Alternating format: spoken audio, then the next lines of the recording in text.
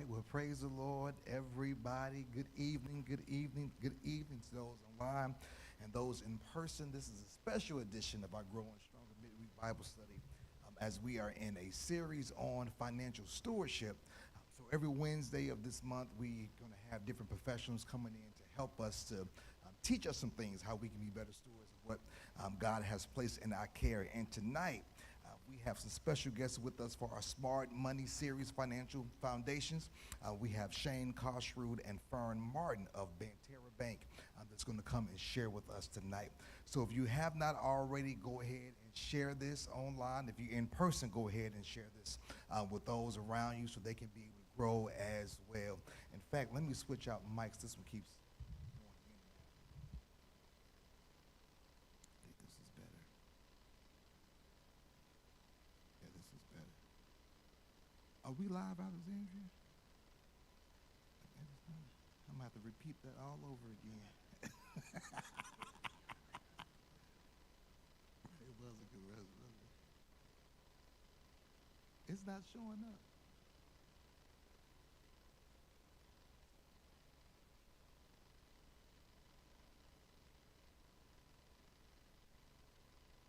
No pressure, take your time.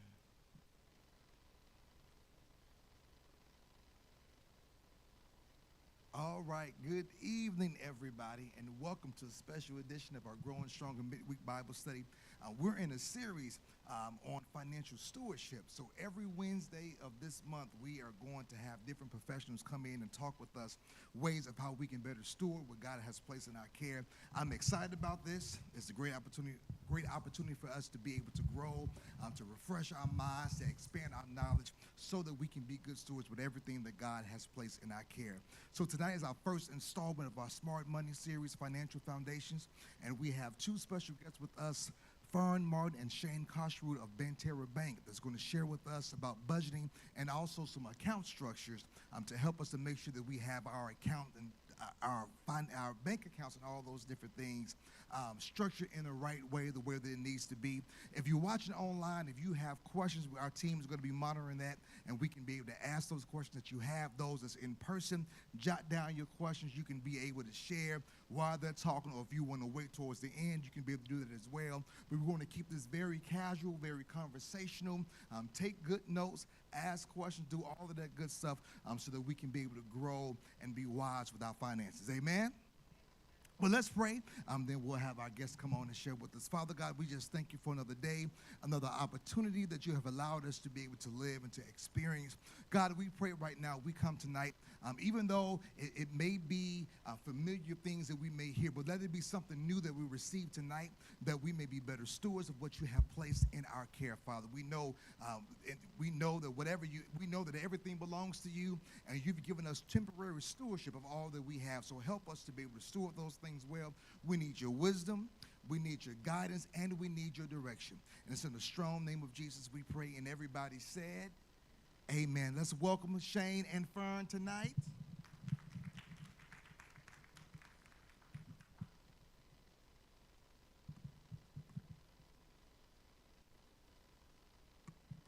Thank you, Pastor. We're bankers. We're not used to being on the microphone, so bear with us a little bit. When we saw the microphones, I think our hands started to sweat a little bit.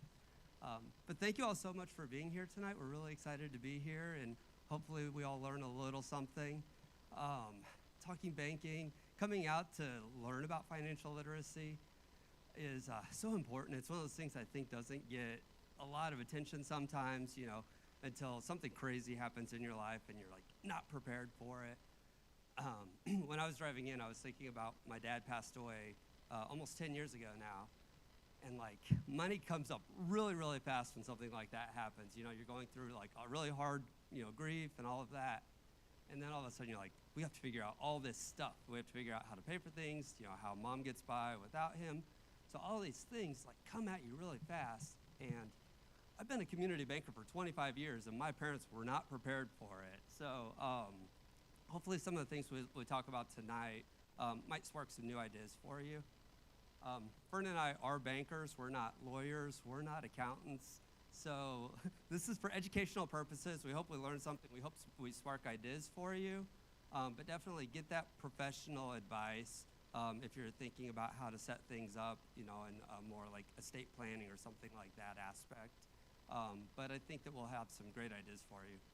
Fern, would you like to start us off and maybe introduce yourself a little bit?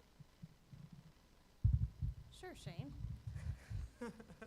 Welcome, everybody. My name is Fern Martin. I am the banking center manager of the Banterra Bank here in town, over by Turley Park. I have been at that location for almost 3 years, but I have worked for Banterra Bank for 12 and a half years now. Started out as a teller and worked my way up to the banking center manager. Enjoy myself there, helping customers and developing my team every single day. Awesome, thank you. So again, my name's Shane Carsrud. I'm a community banker. My first job in banking was at First National Bank and Trust downtown in Carbondale. I don't think it was my fault, but I was the last employee they hired before they were acquired. But so I've been in banking for a long time. I've done retail, like teller, new account, branch manager. I've done commercial lending. So I've done a little bit of everything in banking. I had a job behind the scenes for a while, which wasn't very fun. So I love to be out with my team and with people a lot more. But so that's a little bit about us. But please make this interactive with us. Again, we're not presenters. So we'll try and hit on topics that we think are useful. But if it sparks some ideas for chatting, please chime in, and we'd love to talk through those ideas as they come up. So, Bernie, you want to get us rolling? Am I first? I even wrote these notes out for us. So what we're going to start out with is different types of account ownership. I think a lot of times when we think we need a bank account, we go in and we're like, hey, I need to open a bank account. And that's about, we know the need. We might know we need a checking account or a savings account. But beyond that, we don't give it a lot of thought. So what we're going to do for the next several minutes is kind of walk through the maybe more normal and then some less normal ownership structures of accounts, what that could mean for you. And maybe when those situations would be useful. So now I think it's your turn. Perfect. Okay. So the first thing that we wanted to talk about is actually a single ownership account. Okay. As it says, there's only one owner on that account. These accounts can have PODs or POAs, which we are going to explain those acronyms later, or an authorized signer on them. If no one is added, these accounts can require additional documentation to access funds such as small estate affidavits or letters of office, trust, or estate documents. That would be if the owner of that account passes and there's nobody designated to receive those funds, we may need other documentation. And again, we will talk about that. That's part of our presentation. A will doesn't typically work for financial institutions and will go through probate court proceedings. Okay, any questions so far? Okay, we're going to go on to joint accounts. So a joint account is going to have, just as it says, 2 or more owners. Okay, if one owner passes, ownership is passed to the remaining owners. So if Shane and I were on the same account, he passed away, that becomes my account. Each owner is 100% owner of the funds. This is actually something that's sometimes confusing. Say I had the account first and then I added Shane. Typically, this person thinks, oh, that's my account. When you add another owner, they own 100% of the funds in there, whether they're contributing to it or not. So something to think about, okay? Each have equal authority to transact. So that includes closing the account. We're not getting along. I want to move away. I'm going to take all the funds and I'm going to take them with me. And do that in a joint ownership account. Each person has the right to do that, whether the other one is there. And of course, we're talking about the worst case scenario, right? Okay.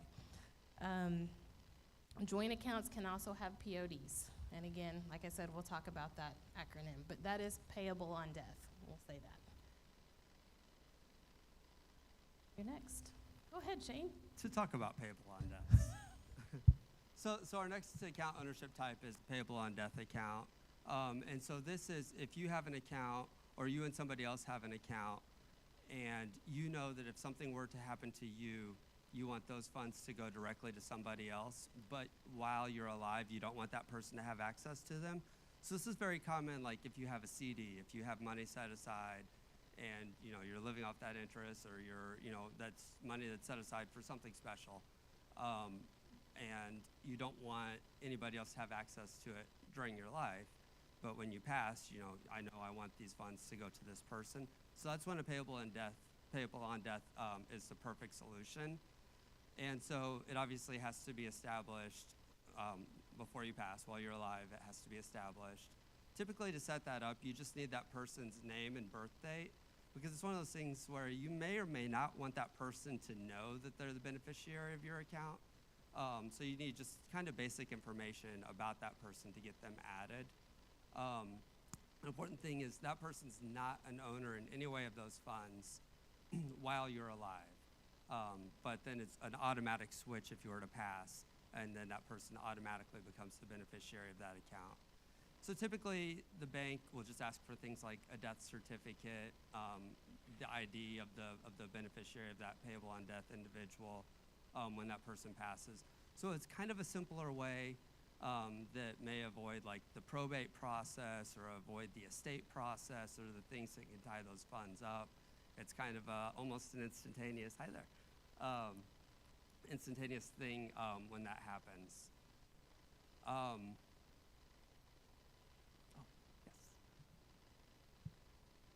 Oh, I'm sorry. I just wanted to know if you add a person upon your death, should you do more than one? I know like when you do policies, usually they want you to have multiple. So should you have more than one, just in case? Usually people put their spouse or something. So almost like a successor is maybe what you're thinking. I think that's definitely something to consider. So people add multiple PODs for various reasons. If you have, is it 2 PODs for FDIC insurance? So if FDIC insurance is a priority for you, you can have more than 2, which increases your FDIC insurance higher. So if it's a large balance account, that can definitely be an important thing. A POD account doesn't typically have like a successor POD. So it would be, if you were to pass and you have 2 PODs, it would be split equally between those 2 individuals. So a lot of this really depends on what your priorities are. And I think that, if your concern is more so, I wanted to go to this person, unless that happens to them, then I want to go to them. I think we might have some other ideas here in a couple of minutes that might address that, but very good question. Ownership. You made a statement, and then everybody here.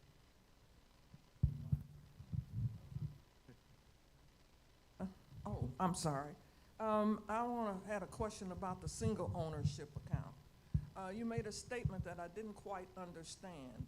You said that it would have to go through probate. Is that only if they don't name a beneficiary? Yes, that's correct. Okay. So if there's no beneficiary named, there's no documentation that tells the bank, we want this account to go to this person or this estate or this entity, yes, it would have to go through probate. Okay, but if you name a beneficiary. Correct. Okay. Yes, ma'am. Thank you. And I think as we keep going, that answer gets even a little stickier when, depending on some other situations, but that's correct. Okay, so our next one is power of attorney, a POA. And so a power of attorney, this is a person, well, first of all, there's different types of powers of attorney. There's medical power of attorney, and then there's what's considered property power of attorney. And so one POA doesn't cover both bases. So if you've set one up for your health care, it really doesn't apply for either financial transactions or anything with personal property.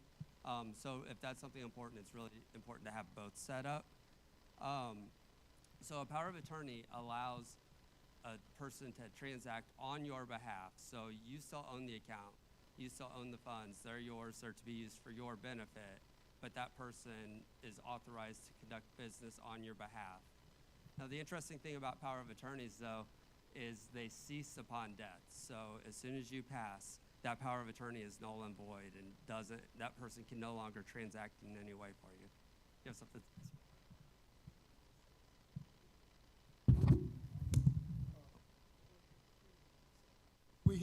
we hear all of that right there, so I'm just glad because there's so many people think, well, I'm power of attorney, even after death, like you have a voice, but you don't. It can be frustrating and it can be confusing, Yes. and that's why it's so important. A little bit of planning in advance can simplify things down the way. Thank you. Should we-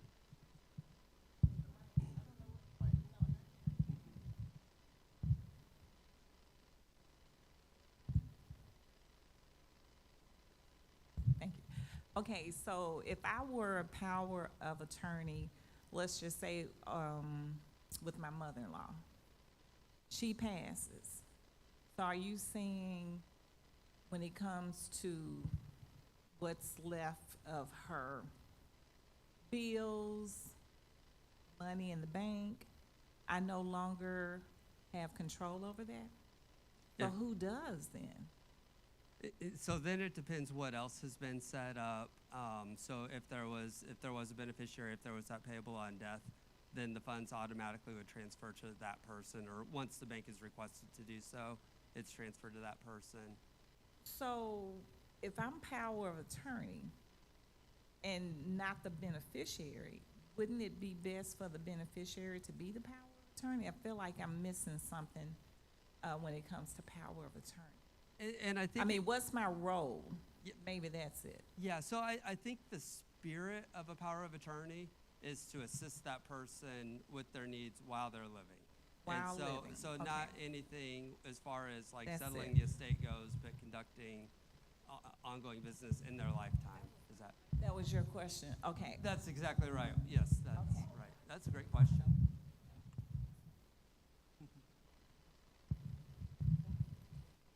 My question was,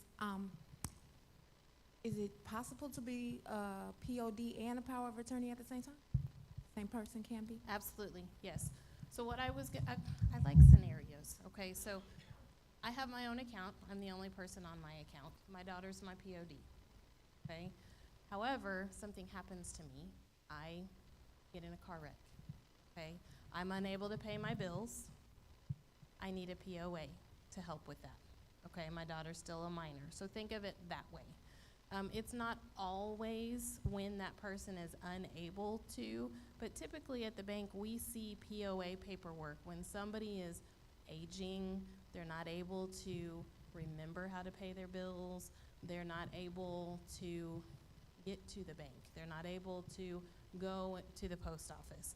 This person is going to be able to sign checks, and they'll sign their name, POA, okay, because that shows that they're a power of attorney, and they'll be able to sign the checks, they'll be able to pay the bills, and then that person who may just be ill for a little while, their finances still continue. Does that make sense? Okay.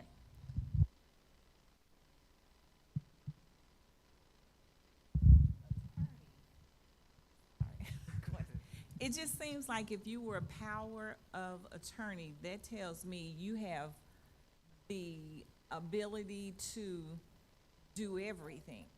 That's what, yeah, but that's not true. Yeah. Yes.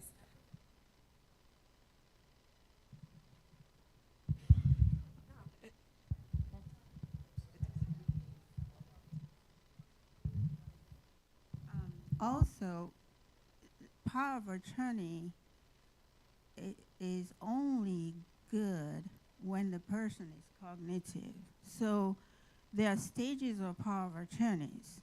So you have one when they're able, that you're just doing the usual transactions that they can and the bank can allow.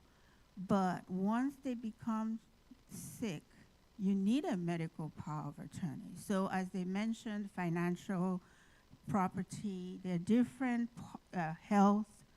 So power of attorney, you just need to be sure that you're getting the right one at each stage of their lives. For the bank, no. And the bank wouldn't take the medical power of attorney. And when they're not cognitive, there's a different one. That means they have to go to the doctor to declare that they're not capable to do these things because of health reasons. So you now have to get incapacitated power of attorney. So everything is not an umbrella that covers everything. The medical power of attorney, incapacitated power of attorney. Like if they're becoming, their health is not allowing them, they can't remember, they're not their usual selves. Because it's saying that you have power of attorney, but they can't take the power of attorney away from you because they're still able to do transactions. But when they can't, and there is health and cognitive things going on there, you need their doctor to declare them that they can, for health reasons, can perform those duties.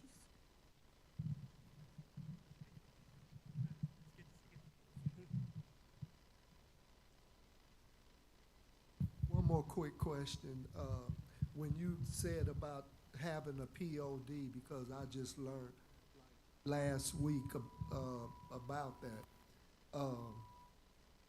And say if you don't have any family members that's left, and you said it goes to probate, but if there is no one to contest or whatever, does that money go directly to the state? So if nobody ever turns in a small estate affidavit or claims the funds in any way after 7 years, 5 years. After 5 years, it'll be turned into the state. So banks and I think all financial institutions have to report on accounts that aren't used, and after there's been no access over that 5-year period, it has to be turned over to the state. And so that's when you hear the Illinois State Treasurer talking about Dash for Cash all the time. A lot of times that's either like some kind of a refund check that got lost in the mail, or it's some kind of estate that got lost along the way. But yeah, if nothing happens to it, eventually it ends up with the state.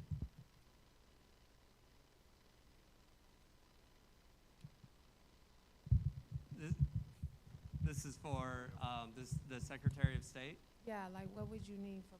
So I'm definitely not an expert on that, except I did claim like a $50 payment from when I lived in Missouri for a while. And I know for smaller amounts it's pretty easy. Actually, I think I heard on the radio that it's really easy for under 100. You basically just go on, you apply, and they send you the check. But I think the larger estates, so if it was, a long lost great uncle that you didn't know that had a large estate, I think that they're going to make you provide a lot of paperwork. I think it's a process. But yeah, it's worth checking. We're way off script.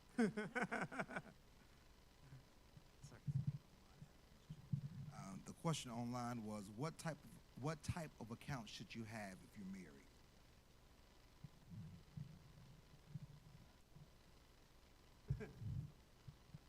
Okay, so really that's up to you. We see married couples who have separate accounts. We see married couples who have joint accounts. That is up to you. There's not really any advice that should be given about that, because how each household manages their funds is up to them, right? Now, if you have a married couple and they choose to have single ownership accounts, so he manages his funds, she manages her funds, would it make sense to make each other a POD? Absolutely, But again, that's not something that would have to be done, but that's what makes sense. So if husband passes away, he's the only person on the account, the wife would be your POD, so that if something happened to him, all those funds would go to her. Yes, now a joint ownership account makes it a little bit easier, right? But you're mixing all of those funds, and each person owns 100% of those funds. Does that answer the question? That was well answered. That's a hard question. Oh, I'm sorry.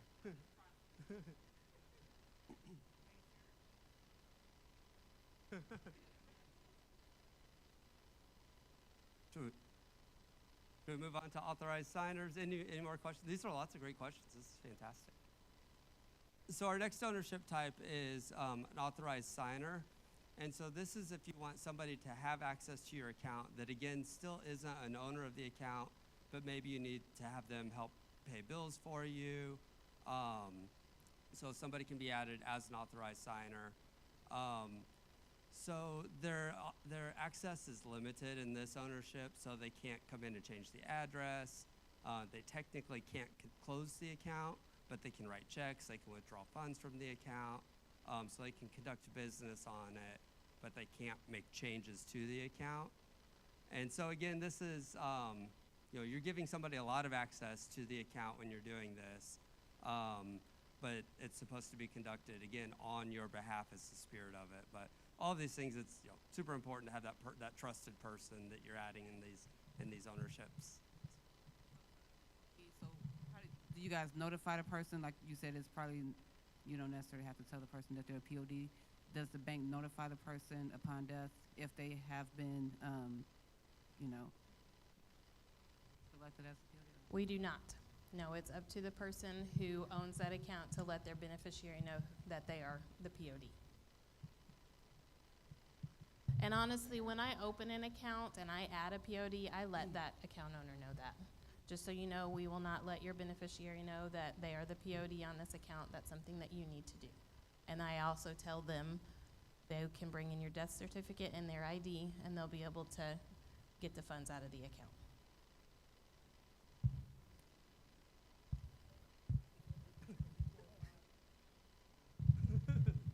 My bad. Then I have a question about a joint account. Currently, I have joint accounts, but at one time, we were both of us at the same time were in an automobile accident. Now, if something had happened to both of us, those funds probate? Potentially, if there was like a power of attorney, or if there wasn't a beneficiary tied to the account, then potentially it would go to probate. Okay, now she said.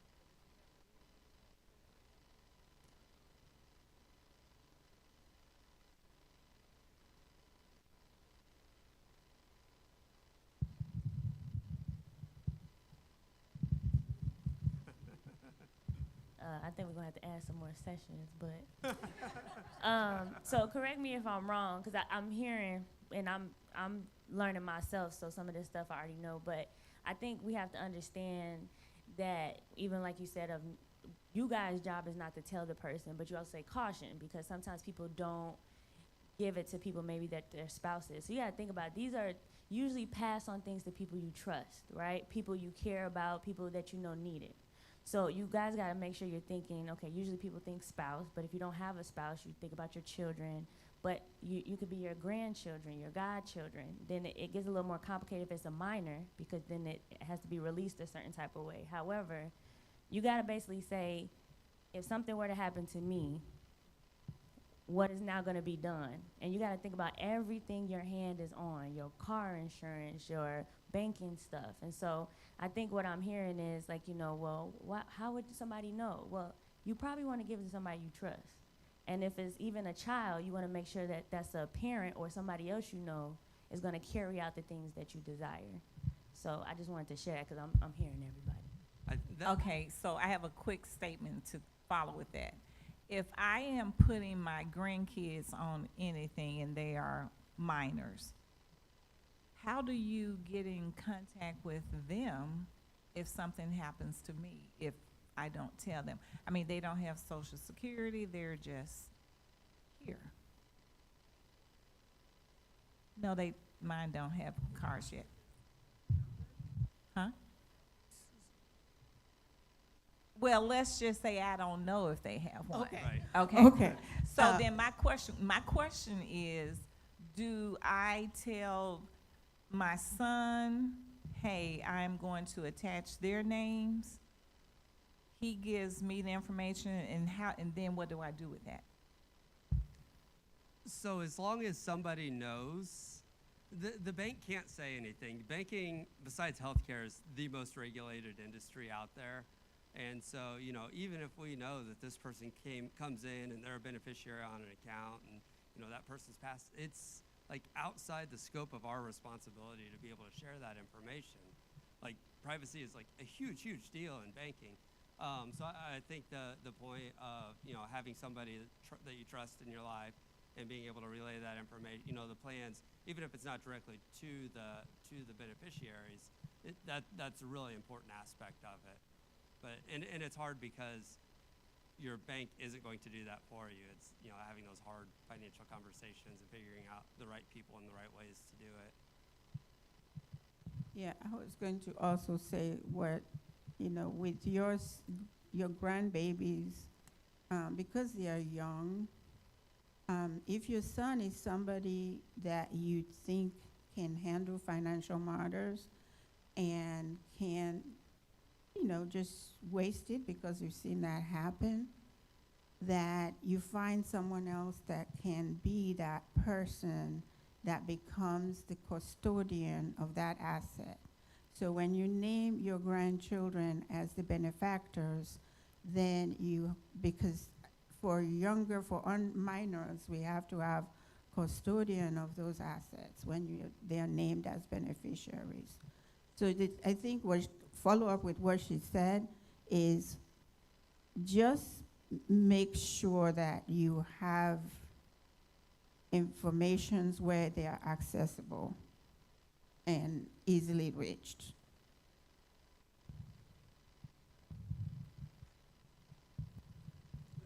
But when you said custodian, most they have lawyers that would be responsible of, how much money that could be dispersed at certain times, so that you don't go through, all of your assets. That's based off of when you have a lawyer, that's through legal.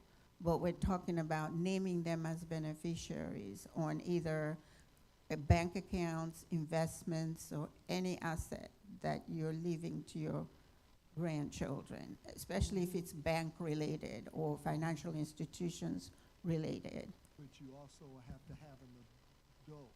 Adults, that's the custodian. That's the Right. adult person, yes. Yeah. They're minors.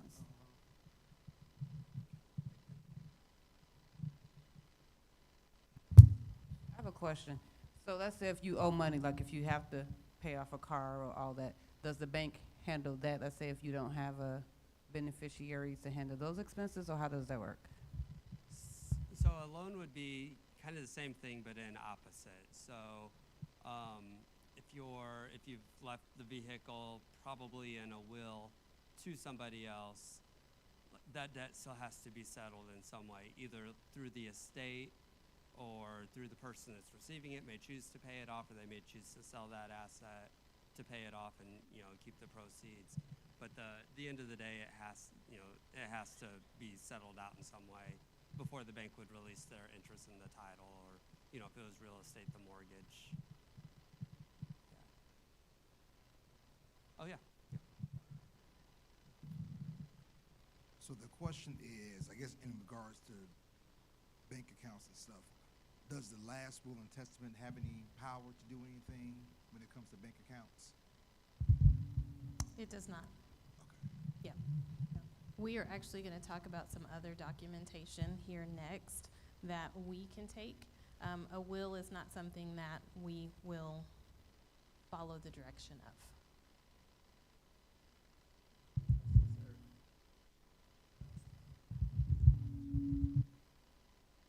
Oh, no. That's fine. Yep.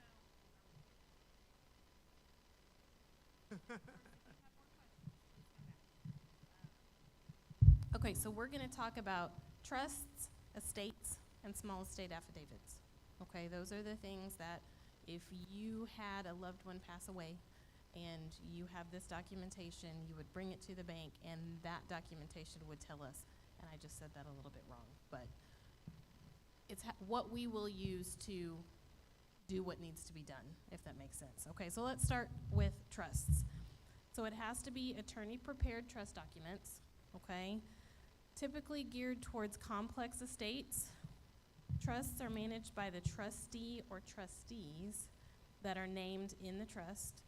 If they are unable or unwilling to serve, the trust may have named successor trustees. So we talked a little bit about successors earlier. this definitely could have successors.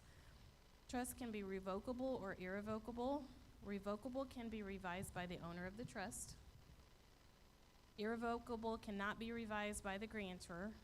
Revocable becomes irrevocable when the grantor passes and is then managed by the trustees. So let's make that a little bit easier, I think, right?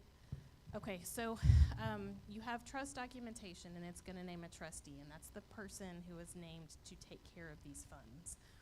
There could be co-trustees, which is two people have the same power. There we go. Thank you. Or there's going to be a successor trustee. So I'm a trustee, but I pass away, or I'm unable to do my duties. So then that successor trustee would step in. Okay. One thing that I like to, when I'm opening a trust account, on occasion, you'll have a successor trustee come in and try to take care of that. We have to first find out if that trustee that was named first is still able to do their duties. Okay, on occasion, that person has passed away. So that's something to think about.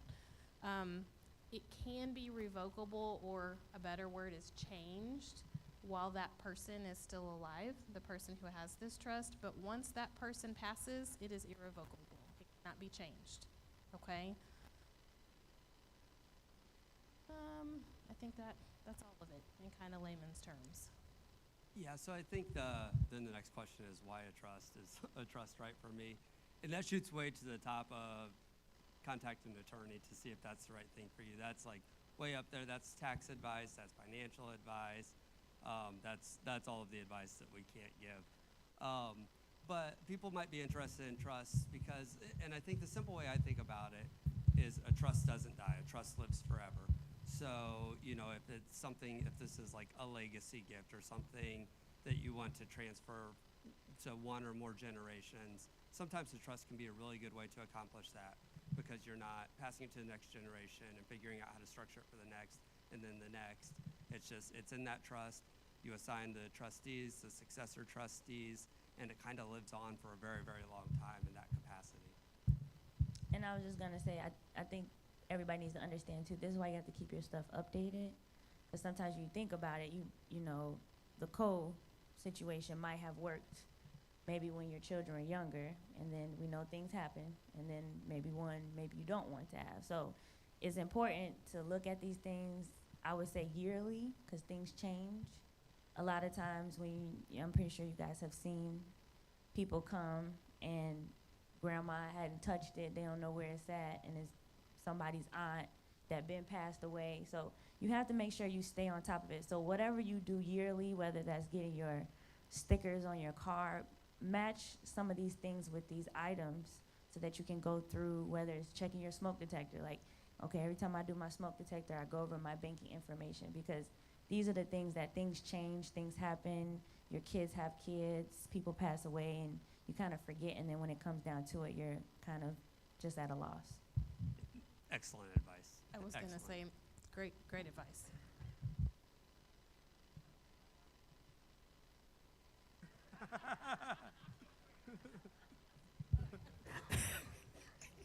She was my girl. Yeah, just also like she said, trusts become, you need to get a good lawyer to do that for you, because you can have a living trust or irrevocable trust. A revocable trust, you can change it at any time. It's breathing, it's easy to change. Irrevocable trust, on the other hand, is irrevocable. It's set up for life, and it's more for deeper dive estate planning. And continuing, like you said, continuation of, legacy. Trusts are good in that it also helps, again, depending on the asset. Some of it could help you mitigate estate taxes and stuff like that. But while you're alive, like she said, is really something that you really don't just set it up and forget about it, because things change. and you need to constantly change. Your legal help or your lawyer might not be here. Know that if that person is moved, that you get another legal assistance to just keep up on top of that. Excellent. Okay, so now we're gonna move on to estates, okay? So estates are sometimes formed to manage liquidation of assets. They are formed after the passing of the owner and managed by the executor of the estate. The executor is named within the estate paperwork or letters of office. Executor is either named in the will or appointed by the probate court. Questions? So, yeah, so you would never set up an estate until somebody has passed. And so then somebody has passed, and now you're like, there's still bills coming in, there's still money coming in, there's a house we need to do something with, there's all these things. And so that's when you go and you're like, and this would typically involve a will. This would typically be waiting for it to go through probate for the courts to assign out who's getting what. So this is like one pot to put everything in so you can manage it as you're working through it. And it is for estates, the small side, to do an estate that's too big for a small estate affidavit. A small estate affidavit is $100,000 or less. Is that your question? Yes. Okay. Yep. Thank you. Okay. I asked it poorly. So for an estate that's worth over $100,000, that it would be settled through an estate eventually, unless one of the other scenarios we've already talked about, the trust or something else, was already established.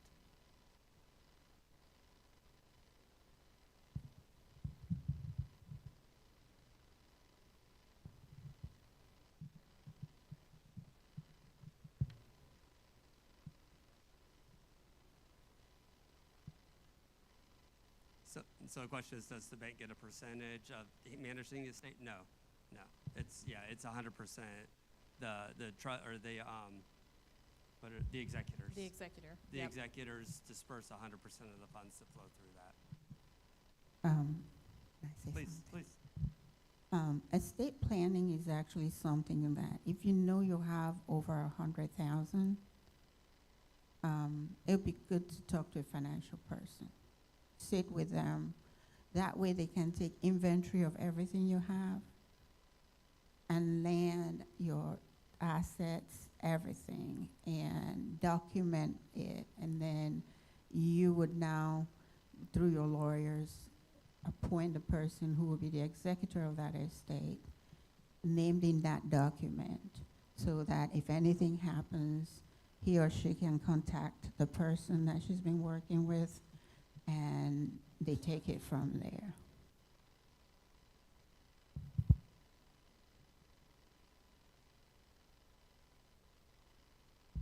So next, we're going to talk about a small estate affidavit. There, we already talked about that. For any estate that's $100,000 or less, the person making the claim is the affiant. So the reason, that it's really necessary, but remember, trust is trustee, estate is executor, small estate affidavit is an affiant. So they all have different names, which I think sometimes can be confusing. So that's why we added that. The affiant can present this to the bank with a death certificate to make a claim and must first use the proceeds to pay funeral expenses before settling the estate. So here's one scenario, okay, we have a single ownership account with no POD. It's an estate that's less than $100,000. There's no trust paperwork, there's no estate documentation. A person can present us with documentation called a small estate affidavit, okay? We don't provide it, we don't help them fill it out, they're gonna bring it to us. And in that documentation, there's gonna be questions and answers, and they're gonna answer that. But that document lets us know, yes, this person can take the funds out of this account, okay? One of the questions that I always do make sure is answered is their funeral proceedings have to be paid for before we can release any funds.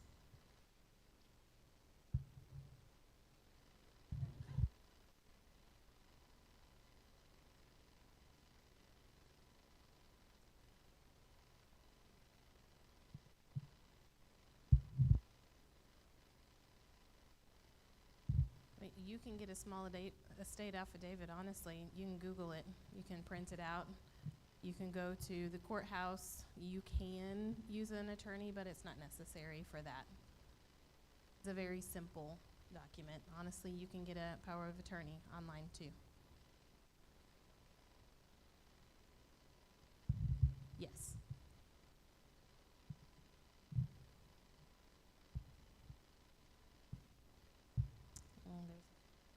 There is a fee for a notary. Yes, ma'am. Sorry. Not much, but there is.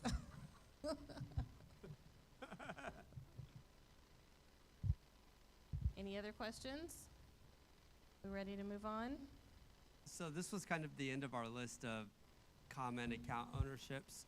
We had some more like obscure scenarios, and Fern said we shouldn't put them on the list. We had to cut it off at some point because they just get less common and more harder to explain the further down the list we go. So these are the common ones that you may come into that, I think all of them are worth considering, depending on the situation, could be very, very useful.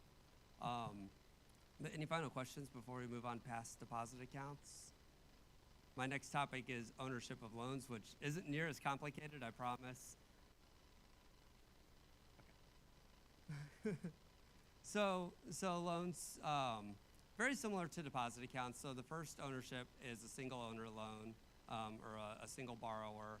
And so this is one individual in their name using either their credit or their collateral or whatever it is for basis for the loan. So they're the only person involved with it. Pretty much as simple as it gets. The one, and I listed kind of the common names for this. So next is a joint borrow loan, or it's sometimes a co-borrower or a co-signer. Like a lot of people use a lot of different terminology, but it's all the same thing. And I think it's psychological. Like, oh, I'm going to be a co-borrower. I'm not the borrower on this loan, so like maybe I'm less responsible for it, or I'm going to co-sign on this loan, so if they mess up, you let me know, but otherwise it's not my problem. But that's not the case. So like if you're on that loan as a borrower on that loan, you're on that loan as a borrower on that loan. So every payment hits your credit report the same as that first person on there, whether you're first or the second one. It impacts your credit score. If it's your collateral that's being used, it's on the line. So I always like to, anytime I hear those like kind of words that are being thrown around, I'm like, you're a co-borrower on this loan. You are a borrower. This is your loan. You're not backing somebody up just in case. So I kind of nag on that a lot because I think it's a really important point to understand, because I think a lot of people, like, we want to help our kids, or we want to help somebody get something done, and sometimes we don't know that, like, the position that we're putting ourselves in. So it shows up on your credit report. It can impact your ability to buy a car or a house or whatever you are planning to do next, just the same as that person. And especially if they start missing payments, then it really becomes a painful lesson to learn. So I think that's something really important to hit on. Any questions on that?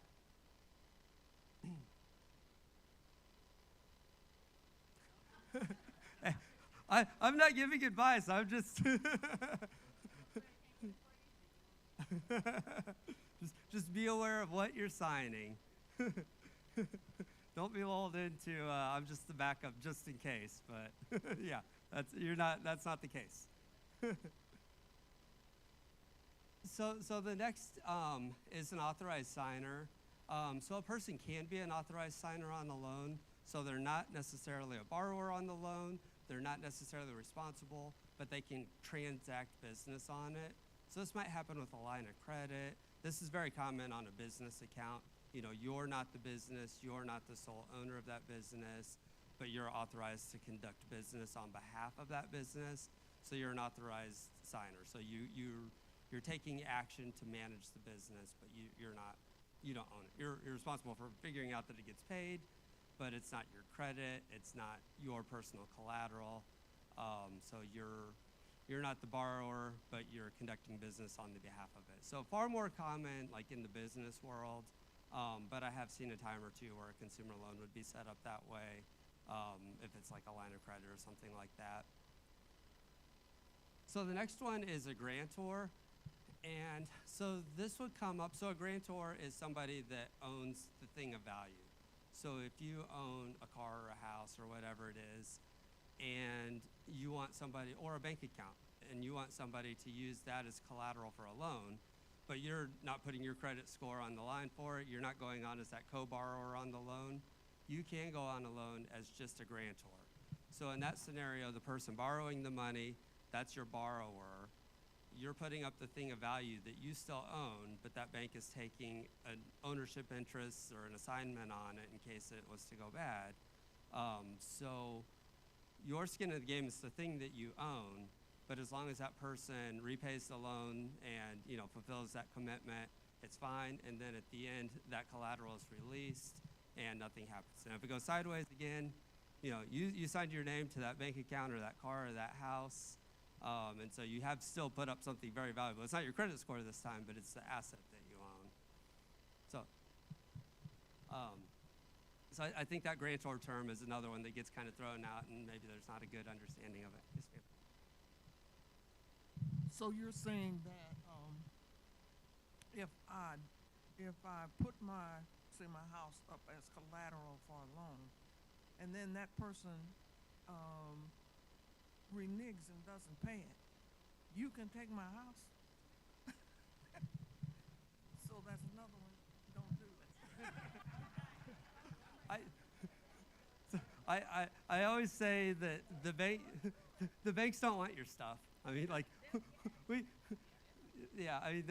obviously banks are a business and they don't want to write those things off, but banks don't want your stuff. And, a lot of times if you found yourself in that situation and the loan was in a bad situation, like, we'll come to you and we'll renegotiate. Like, the bank is most likely to try and figure out some kind of they call it a workout. So we'll figure out some kind of repayment structure that works for everybody, because we would prefer not to take houses.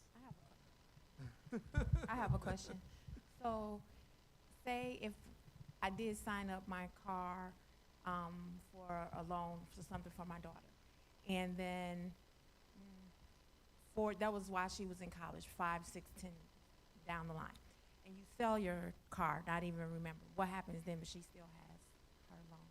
So if the loan is still out on it, so whoever bought that car then isn't going to be able to get clean title on it, most likely. So that when they go to get registration and license plates on it, it'll come back still tied in your registration.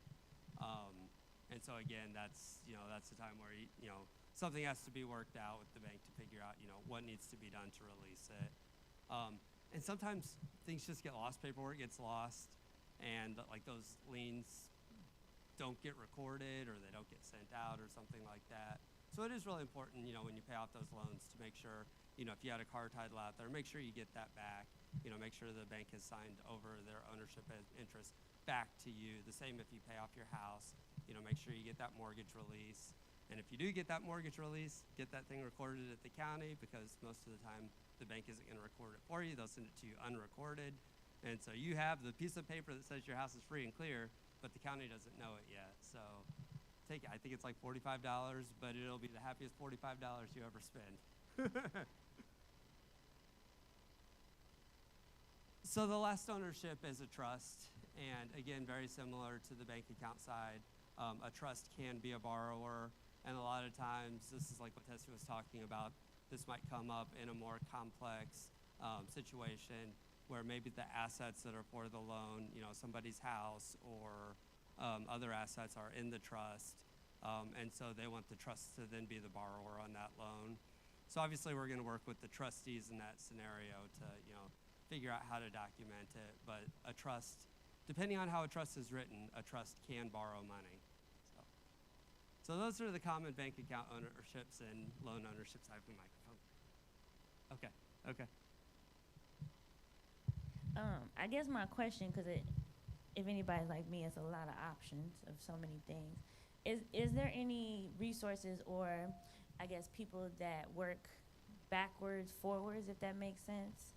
Because I feel like a lot of times, starting when everything's okay, you can almost overdo it. I know I went to somebody to speak about stuff, and if you don't have a house yet, you don't need this, or if you don't have this, but then when stuff happens, usually harder to go backwards. So is there any resources, or is there anybody out there you can talk to about, say, you know, some of the scenarios? Because I think people work better with scenarios of worst case, or we know people that maybe had somebody go through dementia or two people dying at the same time. Is there anybody that works backwards to go forward so that people will know? Because it seems like there's so many different avenues, and, you know, one signature out of place or not having one piece of paper can really tumble things in the wrong way. I think that's a question with like a lot of scope depending on a lot of different scenarios. You know, I think having a conversation with your banker is a good starting point. You know, just coming in, you know, again, we're not going to tell you what you should do, but we'll give you some ideas of scenarios that could work for you and point you in the right direction. So I think that that's a good starting point if you're just, you know, concerned about bank accounts. I know for a lot of us that are working, it's like open enrollment time. So taking that minute and looking at your beneficiaries to see, you know, if I have a life insurance at work, you know, who that goes to, you know, actually opening those like insurance notices and making sure you're insured properly. I think there's like a lot of little steps that like we get overwhelmed by information a lot. We're like, I'm not looking at anything this year. But it's so much easier just like look at little pieces of things as they come about. But then I think as it grows in scope and, you know, a financial advisor, an attorney, you know, if it's getting really complex, because I think the message of all of this is, you know, being prepared before you need to be prepared, you know, makes it so much easier to deal with when it's not, you know, you're not in that, you know, chaotic situation and you're trying to figure out how a bill's going to get paid.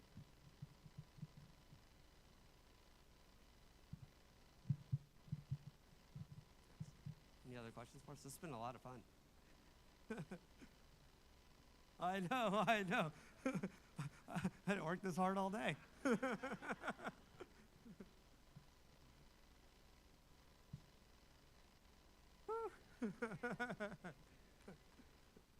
Thank you so much for having us. It really has been a lot of fun.